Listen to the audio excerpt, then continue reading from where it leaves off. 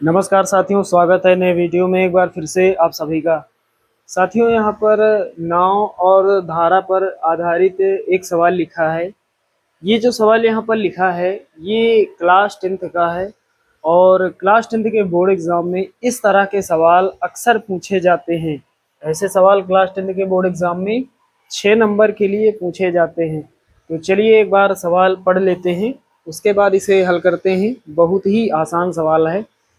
तो यहाँ पर लिखा है, एक नाव 10 घंटे में धारा के प्रतिकूल 30 किलोमीटर तथा धारा के अनुकूल 44 किलोमीटर जाती है। 13 घंटे में वह 40 किलोमीटर धारा के प्रतिकूल एवं 55 किलोमीटर धारा के अनुकूल जाती है। धारा की चाल तथा नाव की स्थिर पानी में चाल ज्ञात कीजिए। तो हमें यहाँ पर क्या बतानी है? हमें बतानी है नाव की चाल और धारा की चाल। तो चलिए दोस्तों हल करते हैं इस सवाल को। बहुत ही आसान सवाल है दोस्तों। हल करने से पहले थोड़ा यहाँ समझ लेते हैं दोस्तों। अनुकूल और प्रतिकूल का मतलब समझ लेते हैं। अनुकूल और प्रतिकूल, सवाल में लिखा है अनुकूल और प्रतिकूल। अनुकूल का मतलब होता है एक ही दिशा में, प्रतिकूल का मतलब होता है विपरीत दिशा में। विपरीत दिशा में, तो जब नाव और धारा एक ही दिशा में होंगी यानी अनुकूल होंगी तो दोनों की चालों को हम जोड़ देंगे।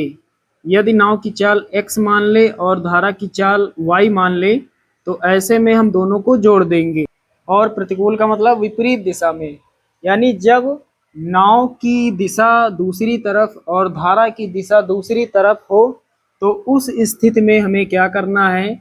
नाव की चाल जो है इसमें माइनस कर देना है धारा की चाल को। नाव की चाल में ही माइनस करना है धारा की चाल को। धारा की चाल में माइनस नहीं करना है नाव की चाल को, क्योंकि नाव की चाल हमेशा धारा की चाल से अधिक होगी, ज़्यादा होगी। तो चलिए अब शुरू करते हैं। तो यहाँ पर नाव और धारा की चाल हमें बतानी है। दो अज्ञात राशियाँ मान लेते हैं। यहाँ पर लिखेंगे, माना नाव की चाल x किलोमीटर प्रति घंटा तथा धारा की चाल y किलोमीटर प्रति घंटा है। हमने क्या लिखा? माना नाव की चाल x किलोमीटर प्रति घंटा तथा धारा की चाल y किलोमीटर प्रति घंटा है। अब साथियों सवाल में लिखा है प्रतिकूल और अनुकूल। सवाल में लिखा है अनुकूल और प्रतिकूल। तो एक बार नाव की चाल धारा की दिशा में निकाल लेते हैं, यानी अनुकूल चाल निकाल लेते हैं, और एक बार नाव की चाल धारा की विपरीत दिशा में यानी प्रतिकूल चाल निकाल लेते हैं। तो यहाँ पर लिखेंगे, नाव की चाल, नाव की चाल धारा की दिशा में, धारा की दिशा में यानी अनुकूल की बात हो रही है, बराबर लगाएंगे। ऐसे में क्या करेंगे? नाव की चाल और धारा की चाल दोनों को जोड़ देंगे और बगल में लिखेंगे किलोमीटर प्रति घंटा।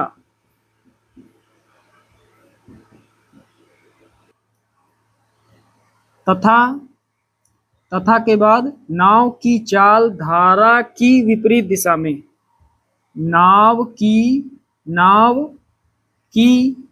चाल धारा की विपरीत दिशा में। ये जो यहाँ पर इस तरह से मैं बना रहा हूँ आप समझ जाना।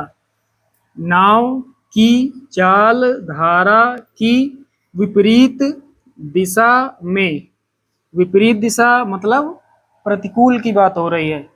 तो इस स्थिति में क्या करेंगे? नाव की चाल में माइनस करेंगे धारा की चाल को, बगल में लिखेंगे किलोमीटर प्रति घंटा। तो यहाँ तक साथियों आप सभी को क्लियर है। अब यहाँ सवाल में दो शर्तें दी गई हैं। एक शर्त है कि एक नाव 10 घंटे में धारा के प्रतिकूल 30 किलोमीटर तथा धारा के अनुकूल 44 किलोमीटर जाती है, ये पहली शर्त है। दूसरी शर्त है 13 घंटे में वह 40 किलोमीटर धारा के प्रतिकूल एवं 55 किलोमीटर धारा के अनुकूल जाती है, ये है दूसरी शर्त। तो दो शर्तें दी गई हैं। तो यहाँ पर लिखेंगे शर्त नंबर 1। तो पहली जो शर्त है इसके अनुसार समय दिया गया है 10 घंटे का। यहाँ लिख लेते हैं, समय जो दिया गया है ये दिया गया है 10 घंटे का, और प्रतिकूल दूरी दी गई है 30 किलोमीटर। यहां लिख लेते हैं प्रतिकूल दूरी, प्रतिकूल दूरी दी गई है 30 किलोमीटर। केएम का मतलब किलोमीटर, आप समझ जाना। आगे लिखा है धारा के अनुकूल 44 किलोमीटर, अनुकूल दूरी दी गई है। तो यहाँ लिखेंगे तथा, तथा अनुकूल दूरी, अनुकूल दूरी कितनी दी गई है 44 किलोमीटर, ये दिया गया है। अब साथियों एक सूत्र आप सभी लोग जानते होंगे, सूत्र होता है चाल बराबर दूरी बटे समय। तो समय बराबर क्या होगा, समय बराबर होगा दूरी बटे चाल, चाल बराबर दूरी बटे समय, तो समय बराबर दूरी बटे चाल। ये फार्मूला यहाँ पर हमें लगा देना है। हमें समय पता है 10 घंटे का, दूरी पता है, दोनों दूरियां पता है, प्रतिकूल दूरी अनुकूल दूरी, और चाल हमें पता है, दोनों चाल पता है। नाव की चाल धारा की दिशा में पता है और नाव की चाल धारा की विपरीत दिशा में हमें पता है। अब यहाँ रख देते हैं शर्त नंबर 1 से। लिखा है 10 घंटे में धारा के प्रतिकूल 30 किलोमीटर दूरी दी गई है, 30 किलोमीटर प्रतिकूल दूरी दी गई है। इसी फार्मूले में रखेंगे समय बराबर दूरी बटे चाल। तो समय कितना है 10 घंटे का, तो 10 लिखेंगे बराबर दूरी, दूरी कितनी दी गई है, प्रतिकूल दूरी है 30 किलोमीटर, प्रतिकूल दूरी है 30 किलोमीटर, दूरी के बटे में है चाल, तो प्रतिकूल दूरी है 30 किलोमीटर, तो प्रतिकूल चाल बटे में लिखेंगे। चाल कौन सी, प्रतिकूल चाल ही रखेंगे बटे में। तो प्रतिकूल चाल यहाँ पर है, यानी विपरीत दिशा में जो नाव की चाल है, यहाँ पर है x minus y, x minus y. उसके बाद दोस्तों आगे लिखा है तथा धारा के अनुकूल 44 किलोमीटर, अनुकूल दूरी है 44 किलोमीटर, तो ऊपर 44 लिखेंगे इसी फार्मूले में, और बटे में अनुकूल चाल, अनुकूल चाल है x plus y, x plus y. अब यहाँ बीच में कौन सा साइन लगाएंगे, प्लस का साइन लगाएंगे, प्लस यानी जोड़ का साइन। ये दोनों दूरियों को मिला करके कितना समय लग रहा है 10 घंटे का, तो यहाँ पर हमने लिख दिया है 10, इसी फार्मूले में हमने रखा है। चलिए आप समझ जाना। अब एक काम करते हैं, ये जो बराबर का 10 इधर लिखा है इसे हम इधर लिख देते हैं, ये बराबर जो 10 है इसे हम लिख देते हैं इधर। अब इसे हम मान लेंगे समीकरण 1। चलिए ये आप समझ गए होंगे। अब दोस्तों लिखेंगे शर्त नंबर 2। आगे लिखा है 13 घंटे में, इस बार समय जो है 13 घंटे का है, तो यहाँ लिख लेते हैं, समझने में आसानी होगी। समय दिया गया है 13 घंटे, और आगे लिखा है वह 40 किलोमीटर धारा के प्रतिकूल, प्रतिकूल यानी विपरीत दिशा की बात हो रही है, तो यहाँ लिख लेते हैं प्रतिकूल दूरी, प्रतिकूल दूरी है 40 किलोमीटर, 40 किलोमीटर, तथा आगे लिखा है एवं 55 किलोमीटर धारा के अनुकूल, अनुकूल दूरी, अनुकूल दूरी कितनी है 55 किलोमीटर। अब चलिए, अब जो शर्त दी गई है इसी के अनुसार इस फार्मूले में रख देते हैं, समय बराबर दूरी बटे चाल। तो समय इस बार है 13 घंटे का, तो बराबर की इस तरफ लिख लेते हैं डायरेक्ट 13। अब दूरी बटे चाल, तो सबसे पहले यहाँ लिखा क्या है सवाल में, सबसे पहले लिखा है यहाँ पर 40 किलोमीटर धारा के प्रतिकूल, तो प्रतिकूल दूरी है 40, और बटे में प्रतिकूल चाल, प्रतिकूल चाल कहाँ पर है, यहाँ पर, यानी विपरीत चाल x माइनस वाई, फिर प्लस लगा लेते हैं, प्लस ही लगेगा। और आगे लिखा है 55 किलोमीटर धारा के अनुकूल, अनुकूल दूरी है 55 किलोमीटर, और दूरी के बटे में चाल है, तो बटे में अनुकूल चाल, अनुकूल चाल यहाँ पर है x plus y, x plus y बराबर में कितना है, बराबर में है 13, x प्लस वाई बराबर में 13। अब दोस्तों इसे हम मान लेते हैं समीकरण 2। कुछ इस तरह से हमें 2 समीकरण प्राप्त हुए हैं। अब क्या करेंगे, यहाँ पर हम गुणांक बराबर कर लेंगे। यहाँ समझते हैं x माइनस वाई बटे में यहाँ पर है और यहाँ पर भी है, और इसके ऊपर है 30, यहाँ पर है 40, यहाँ x प्लस वाई है, यहाँ पर भी है, यहाँ 44 है, यहाँ 55। तो एक काम करते हैं, x माइनस वाई जो यहाँ पर बटे में है, इसके ऊपर वाली संख्याओं को हम बराबर कर लेते हैं। इस समीकरण में x माइनस वाई के ऊपर 30 है और इसमें 40 है, तो 40 और 30 का एलसीएम कितना होगा? 120। तो यहाँ पर संख्याओं को एक जैसा बनाने के लिए हमें कितना करना होगा? 120 करना होगा। 40 30 का एलसीएम 120 होगा। तो 30 में किस संख्या से गुणा करें कि 120 हो जाए? तो 4 से। कितना होगा? 4 तिया 12, 120 हो जाएगा। और 40 में किस संख्या से गुणा करें कि 120 हो जाए? 3 से। तो लिखना क्या है यहाँ समझ लेते हैं। तो लिखेंगे क्या? समीकरण 1 में 4 से तथा समीकरण 2 में 3 से गुणा करके घटाने पर, समीकरण 1 में 4 से तथा समीकरण 2 में 3 से गुणा करके घटाने पर।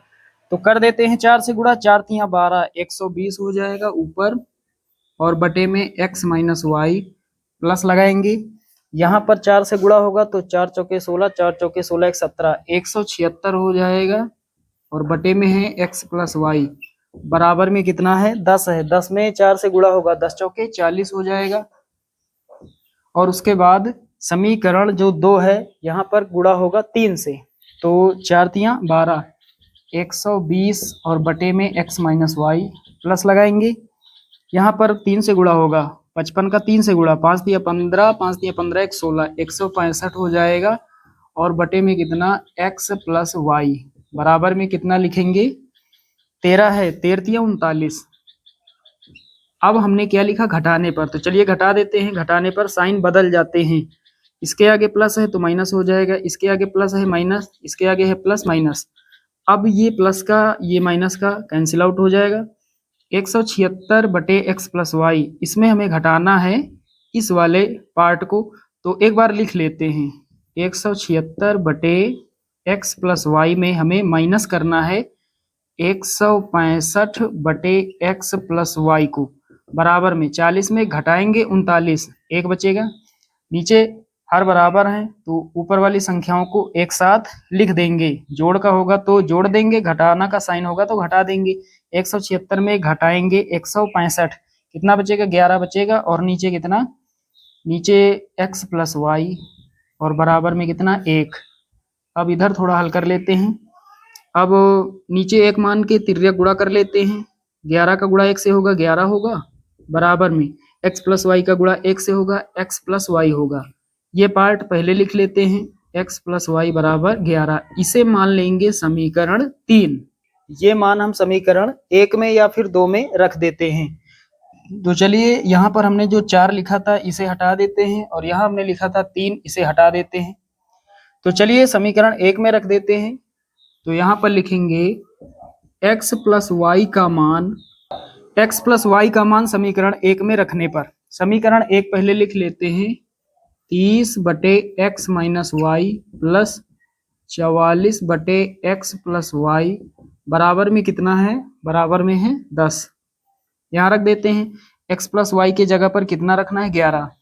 तो 30 बटे में x माइनस वाई बराबर में 44, बराबर नहीं है, प्लस का साइन है, और बटे में कितना? x प्लस वाई के जगह पर 11 बराबर में 10। तो 11 के 11, 11 चौके 44। अब आगे हल करते हैं तो कितना हो जाएगा? 30 बटे एक्स माइनस वाई और प्लस का इधर कितना? 4 बराबर में 10। अब साथियों जगह कम है तो इधर थोड़ा इसे मिटाना पड़ेगा। चलिए यहाँ तक आप सभी लोग समझ गए होंगे। अब थोड़ा इधर इसे हटा देते हैं। दोस्तों प्लस का 4 है, इधर आएगा, बराबर के इस तरफ माइनस का हो जाएगा। इधर कितना बचेगा? 30 बटे में x माइनस वाई बराबर में 10 माइनस का 4। अब 10 में घटाएंगे 4, कितना बचेगा? हमारे पास बचेगा 6। तो 30 बटे x माइनस वाई बराबर में 6। 6 के 6 और 6 पंचे 30, तो कितना बचा 5/x माइनस वाई बराबर में 1। अब नीचे एक मान लेते हैं, क्रॉस गुणा कर देते हैं। 1 का गुणा 5 से होगा 5 होगा, बराबर में x माइनस वाई का गुणा 1 से होगा तो x माइनस वाई। फिर से इसे उसी तरह लिख लेते हैं, x माइनस वाई को पहले लिख लेते हैं और बराबर में कितना 5। इसे मान लेंगे समीकरण 4। अब दोस्तों समीकरण 3 और 4 को हल कर लेते हैं। चाहे हम समीकरण 3 में 4 को जोड़ दें या फिर 3 में 4 को घटा दें, चाहे 4 में 3 को जोड़ दें या 4 में 3 को घटा दें, काम हो जाएगा। तो यहाँ पर लिखेंगे समीकरण 3 माइनस 4। समीकरण 3 में 4 को घटाने पर, तो समीकरण 3 हमारे पास है x प्लस वाई बराबर 11। x प्लस वाई बराबर में 11 घटाना है समीकरण 4 को, तो ये लिखा है ऊपर x माइनस वाई बराबर में 5। अब घटा देते हैं, घटाने पर चिन्ह बदल जाते हैं। 5 के आगे प्लस है तो माइनस, y के आगे माइनस तो प्लस हो जाएगा, x के आगे प्लस है तो माइनस, ये प्लस का माइनस का कट जाएगा। 1y में जोड़ेंगे 1y, 1y 2y हो जाएगा, तो 2y बराबर 11 में घटाएंगे 5, कितना बचेगा 6, 2 1 के 2, 2 तिहाई 6, y का मान कितना प्राप्त हुआ 3। अब चाहिए x का मान, तो y का मान समीकरण 3 में या 4 में रखकर हम निकाल लेंगे x का मान। तो चलिए 4 में रख देते हैं, तो यहाँ पर लिखेंगे y का मान